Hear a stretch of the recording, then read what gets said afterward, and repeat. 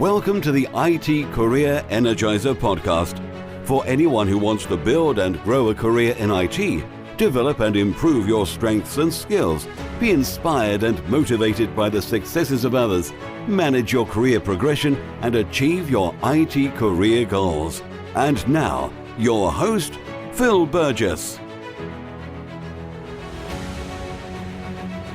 Before we start today's episode, I'd like to thank each and every one of my guests that have appeared on the 300 episodes of the IT Career Energizer podcast. I'd also like to thank regular listeners into the show for their continued support, suggestions and advice.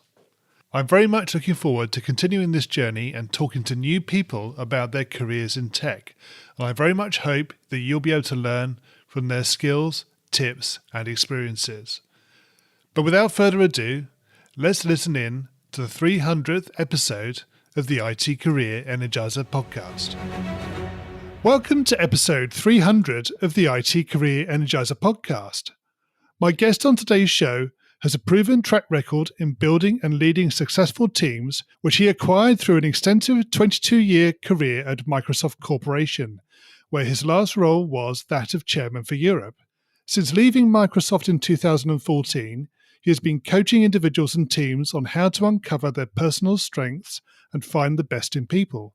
He also coaches high-level executives, Olympic Games winners, and artists from different countries and continents. And he still manages to find the time to be a highly regarded global speaker, having spoken at Harvard, MIT, and Cambridge, to name a few. So it's my absolute pleasure to welcome to the podcast, Jan Muhlfeit. Hi, Phil. Thanks for having me. Jan, obviously you've had an extensive career in the IT and tech field, in particular with Microsoft. So could you perhaps give us a bit of an insight of how that came about and how you got into the tech world?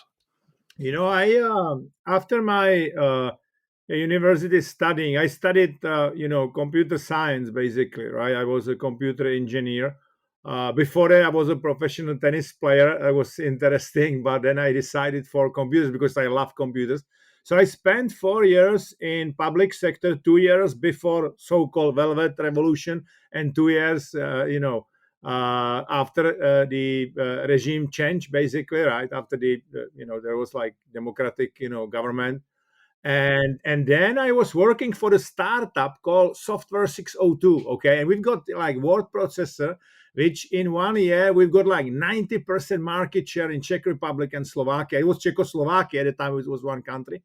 But then I met, some top guys from, Microsoft, and they offer me at the beginning of '93. They offer me a job in Microsoft, Czech Republic and Slovakia, to be like marketing manager. But I refused the first offer from Microsoft. Microsoft is very rarely giving you another offer, but they did, right? Because that year in the June, what happened basically, I met Bernard Vernier, who is great, gentleman.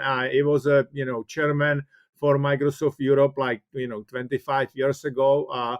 And he basically said, Jan, it would be great if you can join. And then I decided basically to join Microsoft in '93 because Microsoft was opening subsidiaries in like Hungary, Czech Republic, Poland and Russia, right? And then we were like, obviously opening much more subsidiaries. So I joined in '93 as a marketeer. I was in the marketing role, then I was a sales manager, and then after 5 years, I was promoted to be the country manager. So I was running Czech and Slovakia for 3 years before jumping to the international, career. So I left basically Czech Republic in year 2000. But it was quite interesting that I refused the offer for the first time. And it's people think, people try to get there and they refuse it. Yeah, I did. Indeed, that's it is like that, it's interesting. But I absolutely loved Microsoft and I still love Microsoft, right? So it is a great company. It was a great company. And to be honest, Phil, I mean, it was a great company, but there was a great leader on the top, Bill Gates, and I had a great privilege to spend a lot of time with him when we were traveling, together, spending some time in the field. And I love basically his vision at that time. Computer at every desk, right? In 92, 93, computer was not yet on every desk. I have now around me like 4 different computers talking to. So it was interesting when I joined Microsoft. Absolutely. Yeah. So, I mean, just picking up on what you were saying about sort of spending time with Bill Gates, presumably you saw things, or the way he presented himself and conducted himself is quite different, I assume, from how you would necessarily relate to other people within the tech field. Well, I would say that Bill Gates I learned so many things from him. He was a huge competitor. He loves to compete as much as Steve Ballmer, who succeeded him as a CEO, right? And we've got, I mean, I am also competitive. Now I compete less than in the past. Obviously, I'm like rather like improving who I am, like personally. We be better version of yourself every day.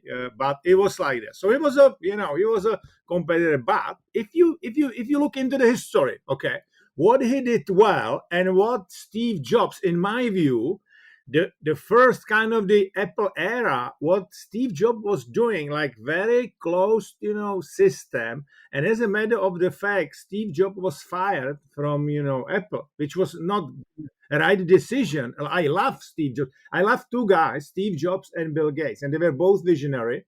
Right? They were like feast for competitors. But then, when Steve Jobs was basically sick, I think Bill Gates and Steve Jobs became, very close friends again. But they did a great job. So while Job was like integrating everything vertically, and he was still kind of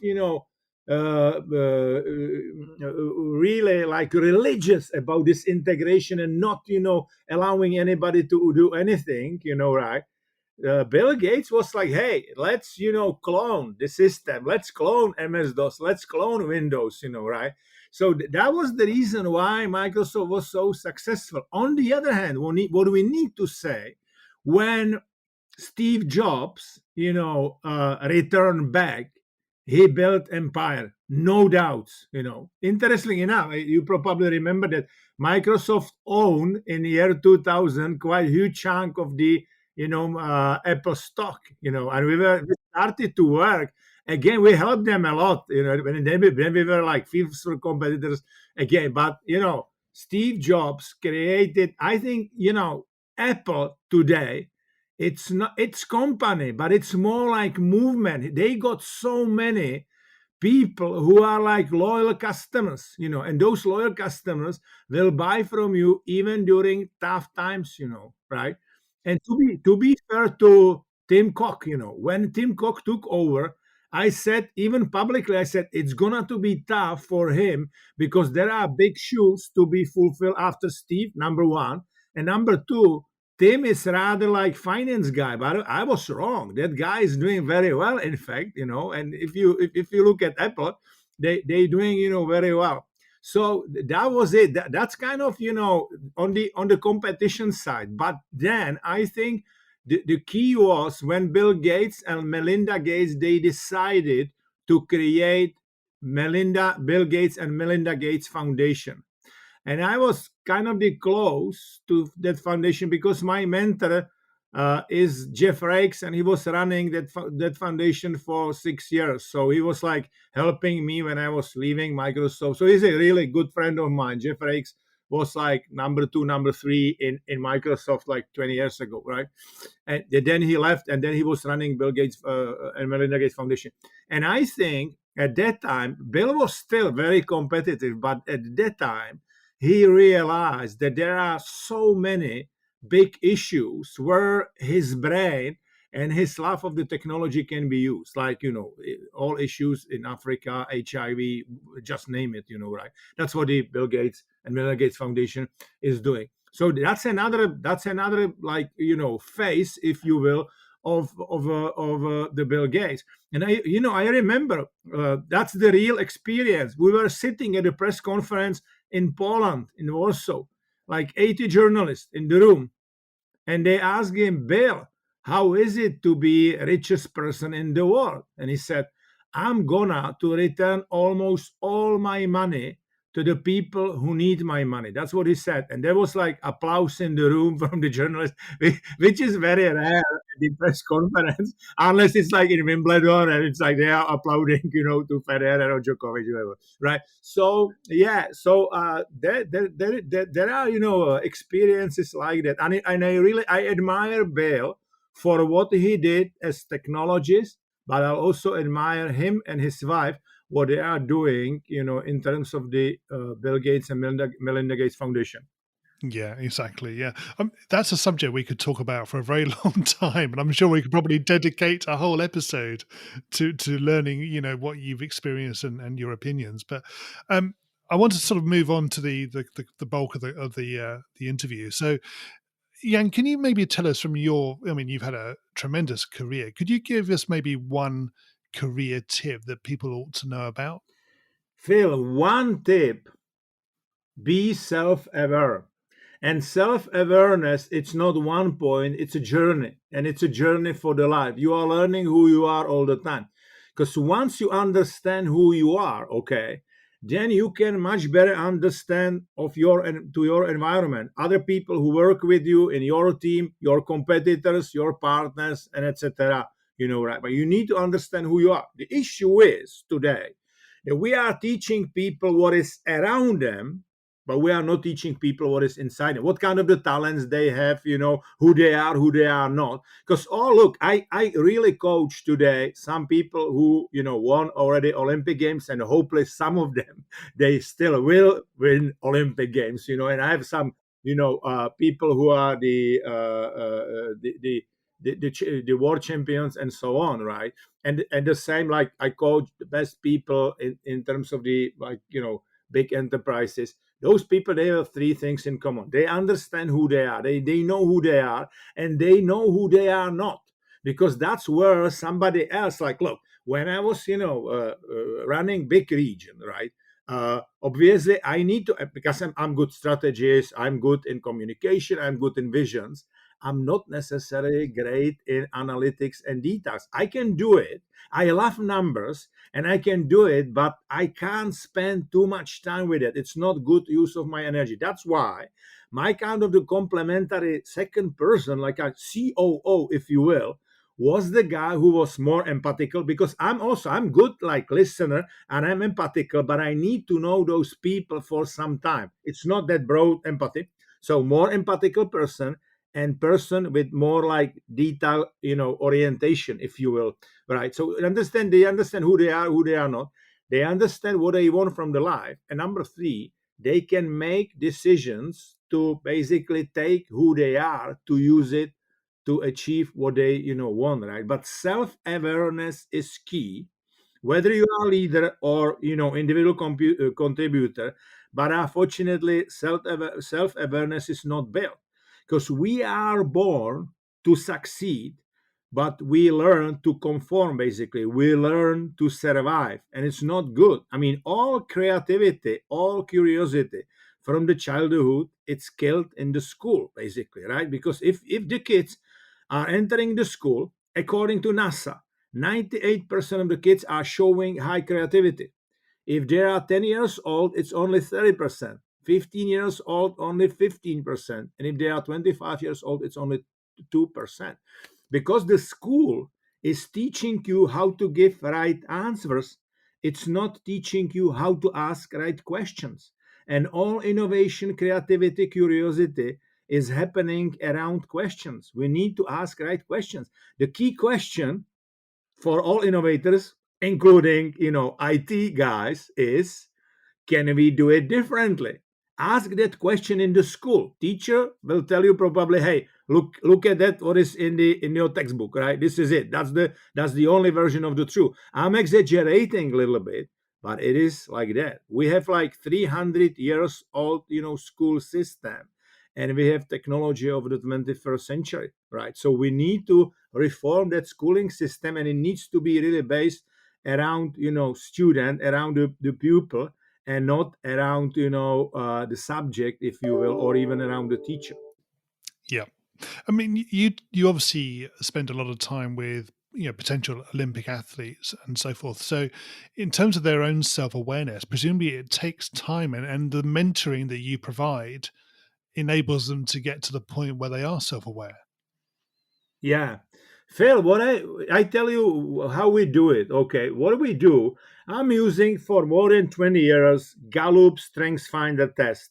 This is the talent test which will show you what are your general talents. It's like strategic thinking, analytical, empathical, whether you are like, maximizer, whether you are like very much demanding on yourself, on the other people. So after that test, I understand who they are more or less, but what is their view of the world? Okay. Because if you give you one example, if you are analytical, you are building the picture of the world bottom up, from details up to the big picture.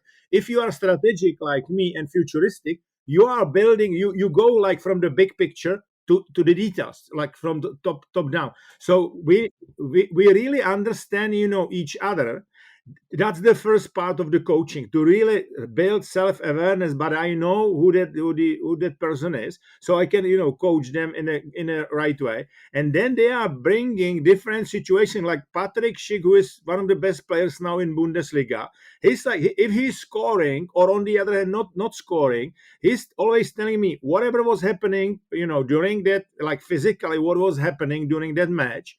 But then he's also putting in the key moments what was happening in his brain, like mentally, right? Because I'm coaching them, mentally. I'm not coaching him, how to do the kick or whatever. No.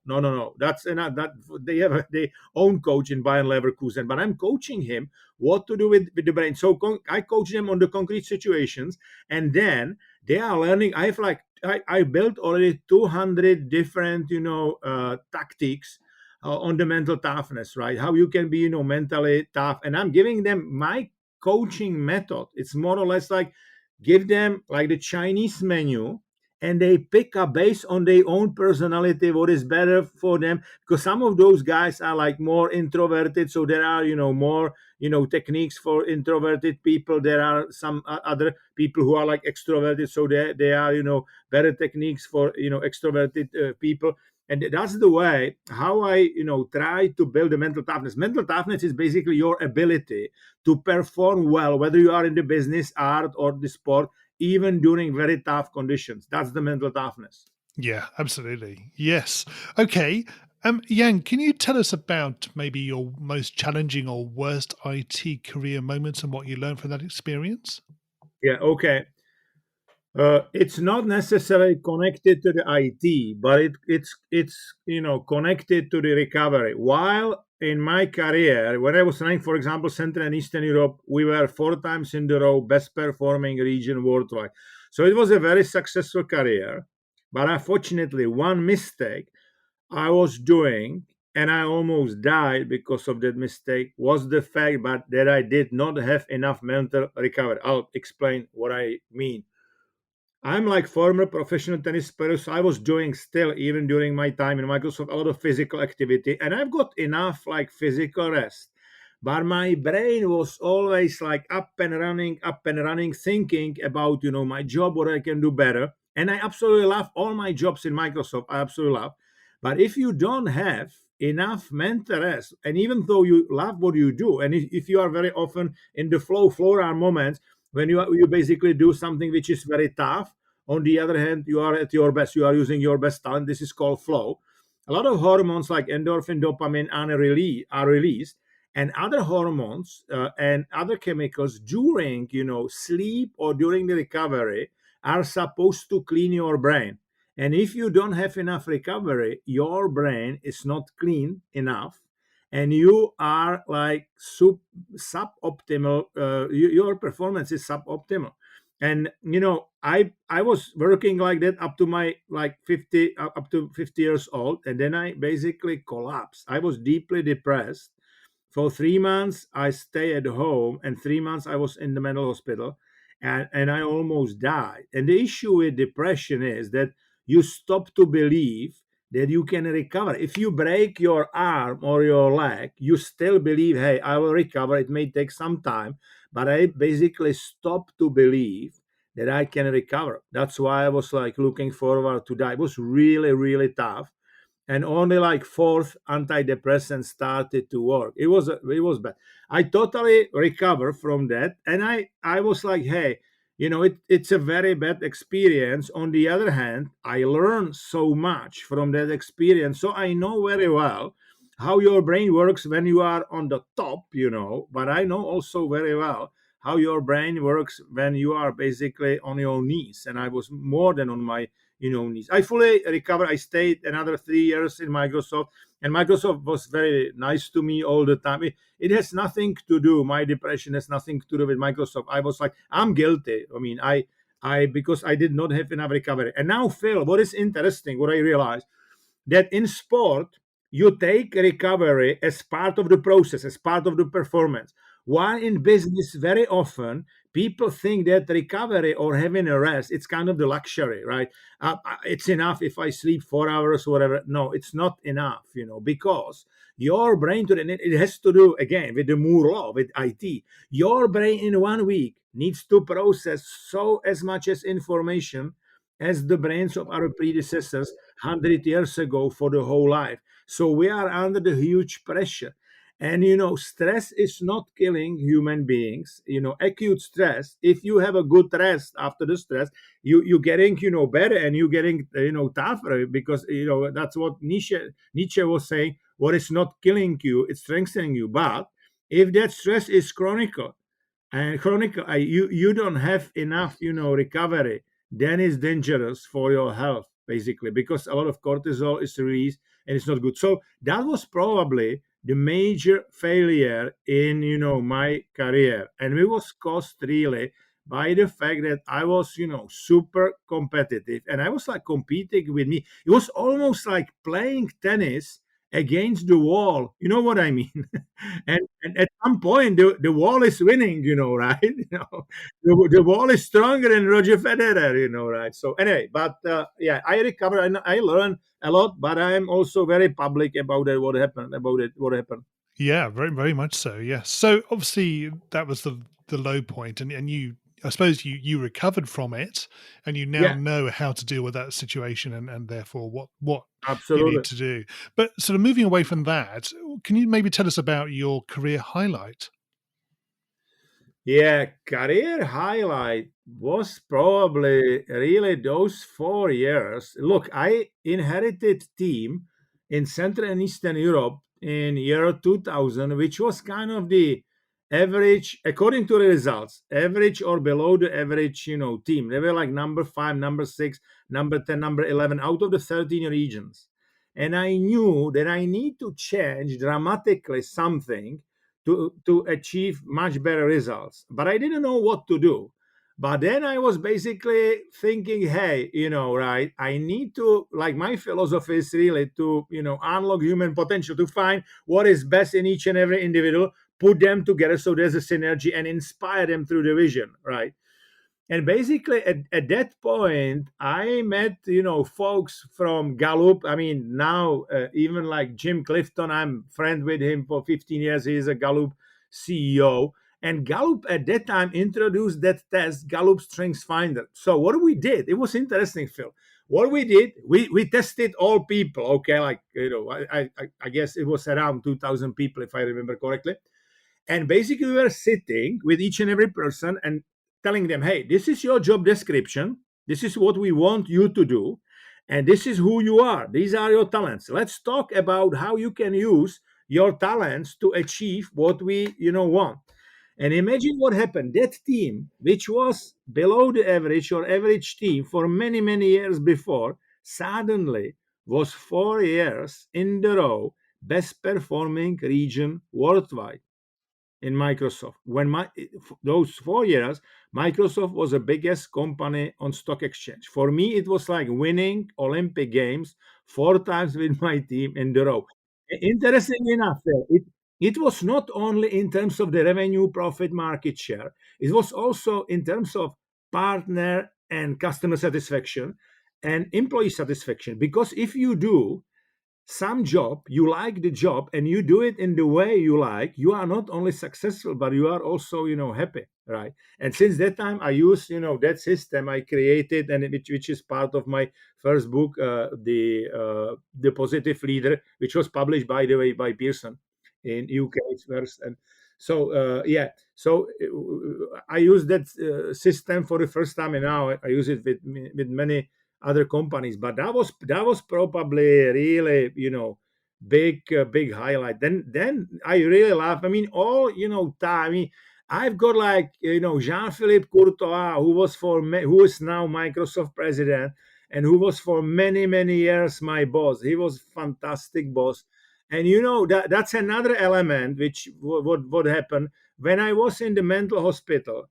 He wrote me by hand nice letter that I'm, great leader and everything will be, fine and so on. Like 2 hours after the meeting with Steve Ballmer, he was like 2 o'clock in the morning in Seattle writing me a letter to the mental hospital.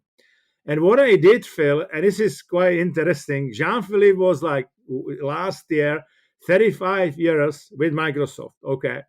And his assistant, she asked a couple of people who were working very closely with Jean-Philippe, to write something in the special book. So what I did, I published that letter from Jean-Philippe, which was like in 2012, written 2012 by him, and I put there some nice words that it says something about that this is the real leadership. I said, and you can go public with that with the letter, because I think he really deserves it. He is now, like I would say, number two in Microsoft, is Microsoft president. And that was another, obviously, it was not that I would always agree with him, but I built a lot of, he was like very, he's a French gentleman, very friendly relationship. And he was tough boss, but he was always fair. And I think you can be tough to the people, but you need to be predictable and you need to be fair. And I learned from that gentleman so much. I'm still using a lot of skills which I learned from Jean-Philippe. He's like 1 or 2 years older than me. He would, not be that much, older, but he's top guy. He's not that visible as Satya Nadella maybe, but he is absolutely top notch. Great. Okay, good. So Jan, obviously the IT industry is always evolving. So in your opinion or your view, what is the future going to hold for people who want to create a career in the field? Look, I would definitely encourage people to go and start new companies in IT, because, guys, I tell you what, progress in the past was happening, linearly, step by step. Because of the Moore law, everything is happening exponentially. If you have a great idea, you can leverage that great idea in a very fast way. Okay. And there are new trends like, artificial intelligence, cloud computing, big data, just name it. And there are many other things which are not there yet, right? And if you take, like, if you may start like some, niche environment where those big guys like Apple, Google, Microsoft, it's too small for them, but you can, step by step build market, and it can be bigger and bigger. If you look what is happening around, audio social networks like, Clubhouse, right? It's in fact, we met, at Clubhouse. That's they started 1 year and couple of months ago, and it's absolutely, amazing. The evaluation, according to some news, is like 4 billion, right? So definitely, if you are smart and you have some idea, today, you can grow exponentially. I need to warn you, because sometimes people think, oh, if I will have a great technology, it will skyrocket. You also need to have great people, because if you have a great technology, it's about scaling, both like regionally and technology wise. So it's about scaling and execution. And so you need to have a best people for those two. And I coach a lot of, startups in the different fields, right?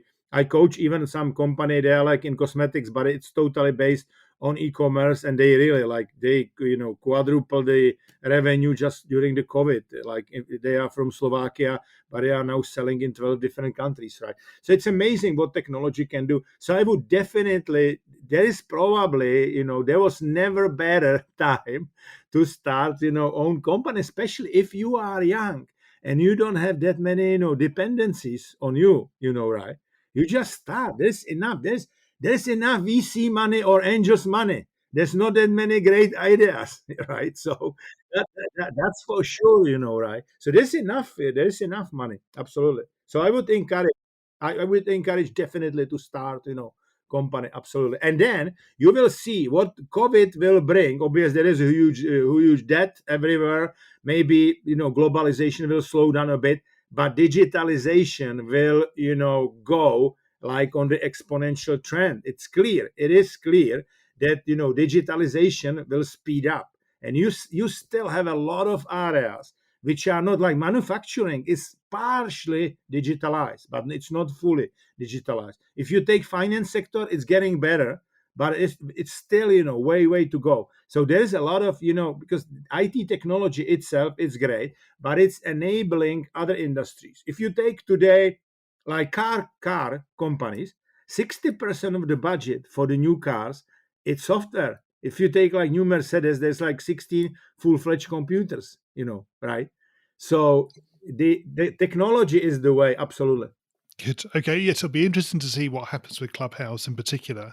Oh, absolutely. Yeah, Yeah. I agree. And again, it's about scale and execution, right? It is about, the features and about the execution, because all other great, players like, Facebook, LinkedIn, obviously they have some, competitive offering, or they preparing competitive offering. So absolutely. Yeah. Good. Okay. We're going to go into the reveal round now. We're going to find out a little bit more about you and the way you think. You ready for this? Oh, sure. So, what really first attracted you to a career in IT? Tell you, I'll be very open with you. I wanted to study and be tennis coach. Then my dad came to me and he said, "Jan, you like also those computers?" And it was like 1986, okay. And he said, "Computers will change the world. I can guarantee you." He was a technical guy, right? And he was not pushing. He said, "You may want to try another, school. You may study two schools, right?" And then I said, "He's right. I can still play tennis a little bit." And I was not superstar. I was a good tennis player. I was not superstar. But then I said, "No, it is." And my dad was absolutely right. I'm always saying that my dad is the reason why I worked for 10 years with Bill Gates. And everybody's like, "Oh, your dad, he knew Bill Gates." I said, "No, no, no." He just pushed me to study computers. Absolutely. Yes, exactly. Yeah. What is the worst career advice you've ever received? What is the worst career advice I ever? It's usually connected with like, hey, you should play it in the safe, way, and let's not change anything. I'm not guy like that. I love change, and I try to attack, comfort zone every day for me and for like my athletes and executives. They know exactly what I'm talking about. That I really try Yeah, to change. So the advice was like, play it safe, don't change, and everything is in the change. I mean, if you take agility is the way how you are able to absorb and run your the change. And it's the same with the teams. You need to persuade them, because if people will not move out of the comfort zone, they may pretend they will move out of the comfort zone. They may pretend that they will absorb the change, but if they will not, then you will start to be complacent, and then it's bad for your company, absolutely. exactly. Yeah. And what is the best career advice you've ever received? What is the best career advice I ever received? Be yourself, basically, right? Be yourself. And I have my slogan, and they are even now selling some t-shirts. It's called "Be More of Who You Are," right? And it's about authenticity, because if you are authentic, and you are like telling stories, authentic stories, people tend to believe you, right? because that's the way how it work. And you don't need to, if you are not if you are not liar, if you are not lying in your life, you are authentic, right?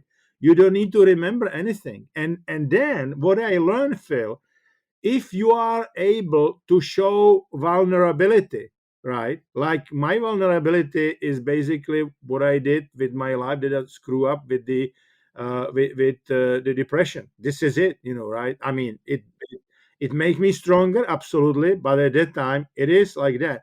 Because what I realized, if you show people that you are vulnerable, they are like, oh, he's not like former boss or whatever, he's another human being. It's great. So they are really, because look, if I would speak, oh, my career was big, I was like one jump after the other, a lot of promotions, that's boring. If I'm talking like, look, I have a speech in front of the like big pharma company a week from now, and today we did a bit rehearsal, and I was like, guys, I tell you what, it will go like what I do now, what I did in Microsoft, all successes. And I said, and then because there will be a bit, it will be, I play a bit with the story. It's a bit, boring, and then I go like, but then when I was absolutely on the top, I absolutely failed, and then I'm gonna to start to talk about my depression, and that's what people like. People like your life is basically up and down, and you by recover. It's about the grit, right? Grit is basically pushing through, right? And my I think my depression make me stronger as a human being, but make me also better human being, right? Because I clarified what is my meaning in my life. And my meaning in my life is to help to find the meaning, to help other people to find their meaning. And it's a huge meaning, right? So, Jan, if you were to begin your career again in today's world, what would you do? What I would do a couple of things. Would still go deeply in technology, but would go deeply in emotion psychology. Basically, what I'm doing in kind of now, right? Because I tell you what, because I'm absolutely amazed, how fast artificial technology can learn. And I'm not sure how artificial intelligence will learn, emotions, because the brain is not reacting, the brain is predicting what is happening. So you need to have some experience, some past in your, subconscious memory, long-term memory. And I think connection of like computer and brain, it's fascinating me. Okay, what they do in Neuralink, right? It is amazing what they are studying there. So I would do it. It will be really like at the crossroad between technology and psychology, because I think if you think about it, technology is becoming commodity more and more. And if we talk about peak performance, it's about people. I call it digital paradox. More technology will be there, human beings will be even more important. And more, computing power we will have, we will understand our brain much more. Okay, last 10 years, Phil, we learn more about our brain as opposed to all, history of the humankind. Okay, and more we will learn about the brain, we will use our brain better. What what people are saying, basically, psychologists and other guys, right? And it's true that your brain is a great device, but it's basically processing information in very slow way. You can do like 100 to 120 bits per second of the information. That's the processing speed. And around you there's 11 million bits per second of the information. So if we will be able to help, how to process that information faster, it will be much better. So yeah, this is like, I'm fascinated by those two. Yes. Yeah, it'll be interesting to see what happens there, definitely. And in terms of your own career, what objectives do you currently have? Yeah, what all right, so I will be very open and honest. Okay, I want some of my tennis players to win Wimbledon, and Yes. maybe some other Grand Slam. I have now two. I have like Yuri Lehecka. He's a great talent. He's like 19 years old, but top talent. He's already playing there. He is a Wimbledon winner. In fact, I've got one Wimbledon winner, but he's a junior Wimbledon winner in doubles 2 years ago, 1.5 years ago. And then I have a Nikki Batunkova. She's 15, and she started to play with the women, and she beaten already 150. The lady the lady she was like 150 on the ranking, so pretty good. And then obviously I would like to have still couple of Olympic Games winners, both from Tokyo and from China. We will see. I mean, I am obviously maximizing. No, really, I because not like it's a bit for my ego, right? But it's like I'm like very proud to be Czech origin, so it's like for Czech Republic. And then it's really like helping other people. Look, Phil, imagine in our course Unlocking Children Potential, where I teach basically with my counterpart with Katarina, we teach kids how to use their talents in the school, in the after school activities, in the sport. We train in 4 years 6,000 kids, 7,000 parents. It's amazing, right? I wrote two books, Positive Leader, and the other one Unlocking Children Potential, which now was translated. Positive Leader is in 7 languages, and Unlocking Children Potential was now translated in English. And we have a new book, Family as a Team, where we are looking into the family as a team and what we can learn, like from the how you run sport teams or the enterprise teams, like in the family, to have like more more success and happiness, if you will, right? That again, it will be translated now. It's in the Czech, but it will be translated.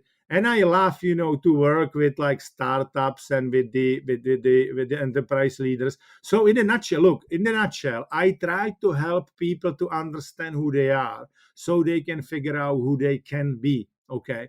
And this is it, because I think more people will be self-aware. There will be less tension in society, because if you are more self-aware, you understand better other people. Because and it doesn't mean that you will agree with the other people all the time. No, that's fine if you disagree, but it should be respect. Society today, unfortunately, not only in politics, but we are a lot of polarized. And I think if we will build better self-awareness, they will build better society. So I'm very excited. I'm very excited about the future. What technology can do, especially in places like education. Technology can improve education a lot, and around the human brain. I'm amazed what the human brain is able to do. Yes, indeed. So obviously we've talked a lot about sort of the IT industry and careers in technology, and obviously technical skills are a key component. But in terms of non-technical skills, what do you think, from your perspective, is the number one skill that you've relied upon in your career?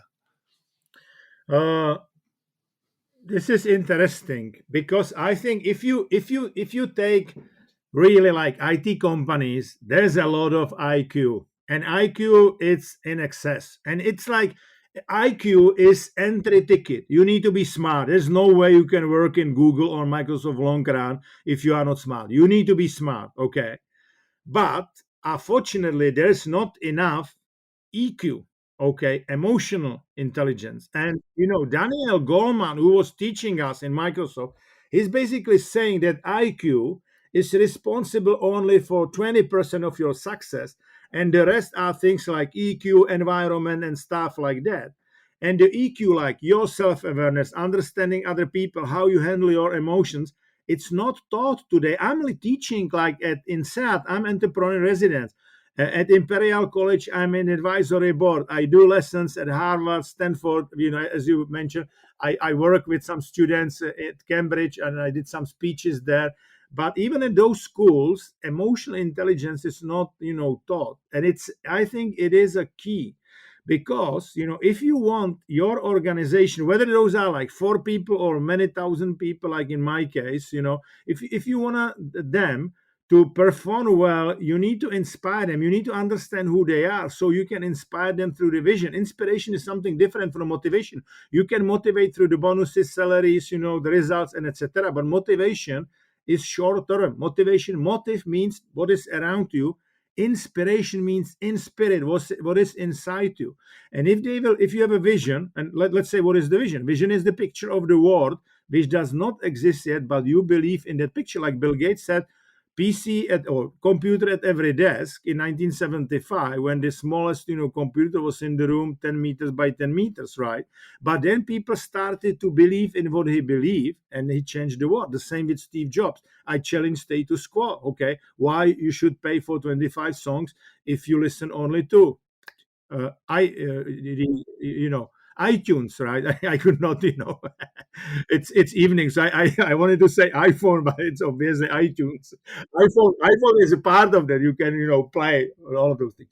So yeah, this is it, right? So I think it is definitely, Phil, emotional intelligence is a key thing. It's really how you can connect to the other people, how you manage your emotions, self-awareness, your environment awareness, team awareness, and stuff like that. And unfortunately, it's not still taught today in the schools, and it's teachable. It's you are not born like emotionally intelligent or emotionally non-intelligent. No, right? You Yeah. can learn it. It's a skill. Definitely. Yeah, it's a great skill, definitely. So in terms of your own career as well, so how do you keep your career energized? What I do, I have like unique talent. Look, I think I'm smart person, but am I smartest person in the world? No way.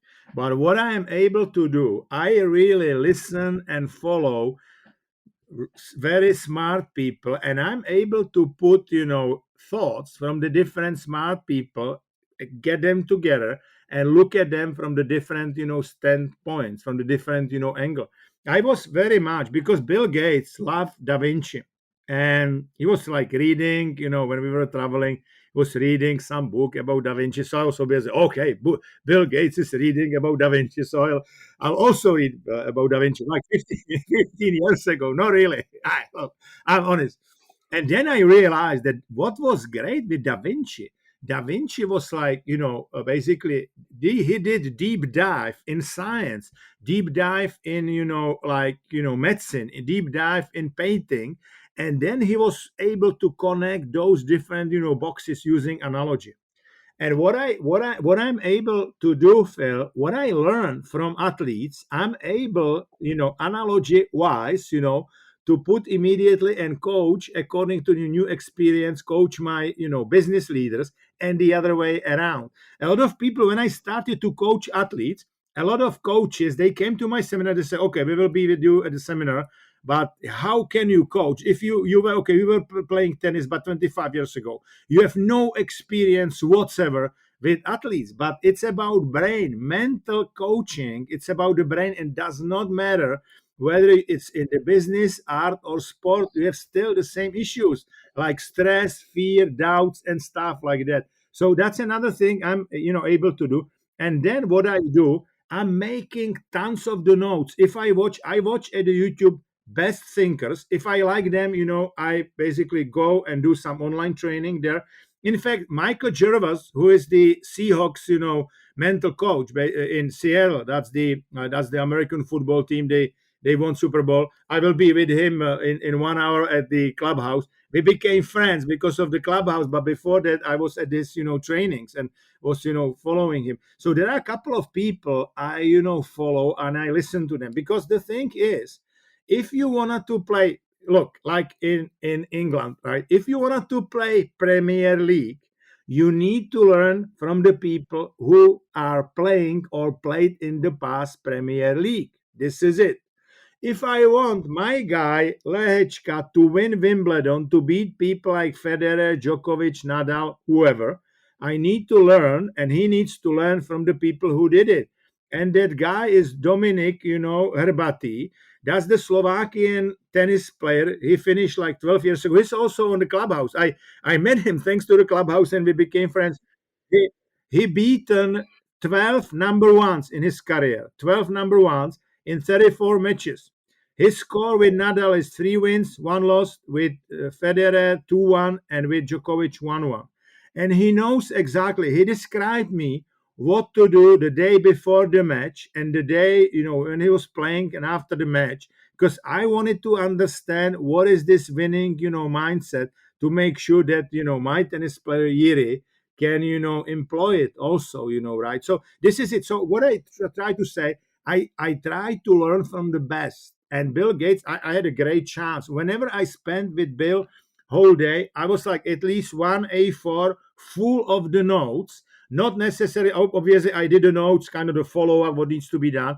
But that one A4 paper was basically the way he was thinking. He was making some notes in the book and so on. So I learned so much. So I really try to learn from the best. And today, thanks to the YouTube, you can go straight and you can say, hey, I want to learn from this guy, and you can get it right, because we have a, it's called mirror neurons. We are basically mirroring our environment around you, so you are able to mirror those people, right? And those emotions and thoughts are contagious, right? It doesn't mean that you will be like copy of that guy. No, no, no, no, no. You need to localize it for yourself. But you can learn so much today. And I think the young generation should use things like YouTube and reading much more. Look, Phil, if you read, imagine there is Walter Isaacson, who I know personally. We are in touch on LinkedIn. Walter is writing all of those great, biographies, right? And I was reading the Steve Jobs biography. It's probably 15 hours to read it, but for 15 hours you can get the wisdom of 40 years of his life. Okay, in 15 hours you can have like 40 years of the wisdom. So I think people should start to read again. And if you are not reading, you can still watch those people on YouTube make a lot of notes. And this is what I would definitely recommend to do. Yeah, absolutely. Yeah, there's so much information and so many ways to consume it that, Yeah, yeah, you just got to take advantage, haven't you? Yeah. absolutely. Okay, and what do you do in your spare time? I would say away from technology, but just away from your coaching as well. Yeah. What I do in the spare time, I do a lot of sport. I do like 1 hour running in the morning or 1.5 hour Nordic walking. I always listen podcast or Clubhouse. There's like, no way I don't do any emails or any social networks up to like 9 a.m. Clubhouse is exception, right? But there are, it's like podcast. It's so I wanted to be concentrated on that, learning. I do a lot of like breathing exercise. I do Tai Chi, yoga. I do meditation twice a day, which is like putting me in the present moment. Sauna 2 3 times a week. That's what I do. I do yoga nidra, which is like great. It's like guided meditation. It's like body scan. It's like releasing, your body.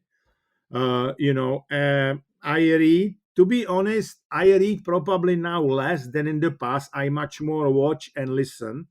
And I'm making all the time, I'm making notes, handwritten notes, whether it's on my Surface, Microsoft computer, or on the paper. Because if you do handwritten notes, it's good for the neuroplasticity, for your, memory, right? So then in the afternoon again, I exercise. I have a fitness at home, so I do that. And I'm not like, I absolutely love what I do. So, for example, today I've got a couple of interviews in the morning. Then there was interesting enough, I had a lesson for Microsoft regional team on unlocking human potential. So I met some of, I mean, they obviously people change, but some of them were still there. And I'm not tired necessarily, like physically, but I'm like tired. If you speak a lot and I'm not drinking enough, then you can be like tired mentally. But I try really to, like, if I work for 1 hour, max 1.5 hour, I want to have 10 15 minutes break, where like strategic break. I go outside so there's light through the window. It's not enough, because the window, it's like shield. It's not good. You need at least open the window. I do some breathing exercise, and I go by my eyes through the horizons, because if you look all the time, like now we are looking all the time into the screen, your eyes are tired. And one thing which I do have, it has to do with the technology. I carry Aura Ring on my, finger. Aura Ring is measuring basically the quality of your sleep, how you are ready for the day. It's really good. It's more precise than, Garmin watches in terms of the sleeping. Garmin is good for the sport, but not necessarily for the sleep, right? So the Aura Ring is really like measuring me what I do, and obviously I try to have a lot of light and drink a lot of water, right? So those are a couple of things which I do. And I have, like, because of my athletes, I have different massaging devices, right? What they are using, but it's like, yeah, but that's what I also like. Do you have like trousers? You put it on your body, and then you put air in it, and it's like massaging your system, right? And it's your recovery is faster in this way. Yeah. Right. Yes. Okay. Good. So, Jan, you've obviously shared a tremendous amount on the podcast today, but could you maybe give us a parting piece of career advice? Couple of things. Be more of who you are. Be better version. It's about the excellence. Have a growth mindset. Be better version of yourself. Every day you can say, remind yourself what was going well, repair, learn from what was not going very well, and imagine, how things can go in the future. That's how you work with your brain. That's what is building. Be curious. That's what is building your growth mindset. That's one thing. The other thing, your amygdala, which is, the part of the brain causing, stress and the fear, amygdala will still tell you, this is important, this is important, this is important. Amygdala, all things which are urgent, amygdala will basically say, this is important, this is important. Try to do things in your life which are important but not urgent majority of the time, because that's the way how you can use your brain in the best way. Give you one example. I can do my presentation. If, for example, this pharma company would say, okay, on Monday, you need to be ready and do that presentation. I can do it like Sunday evening, and it will be almost 80%, like super, super, super. So, but because I will be under the pressure, I will not be able to use everything what I learned. If I will start to get ready for that presentation a couple of weeks before, I will, build some strawman, right? Like step by step, and then I will build the slides and go and build the final presentation, and I will use like 100% my brain in the right way. So try to do things which are not urgent but important, because at the end of the day there are only couple of moments which are decisive for your career. This is it. Some moments you should pick up which battles you will fight and which battles you will avoid, right? And sometimes, when I was young, I tried to fight too many battles. But then if you think what is really influencing your careers, there are like 3-4 things in your career or meetings or presentations which got really disproportional influence on your career as the other things. Yeah. Good. Jan, where can we find out more about you and connect with you online? Okay, guys, I am obviously in all, social networks, on Instagram, Facebook, on Clubhouse, on LinkedIn. I have a webpage, www.janmuhlfeit.com. There's like Czech part and in English part. So if you will Google me, you will find a lot, so don't worry. Great. Excellent. Jan, it's been an absolute pleasure to talk to you today. I really appreciate you giving up your time to do so. Thank you for taking part. Thanks, Phil, very much for having me, and I cross fingers for you and all your listeners. Thanks for listening to the IT Career Energizer podcast. To find out more about building a successful career in IT, visit itcareerenergizer.com.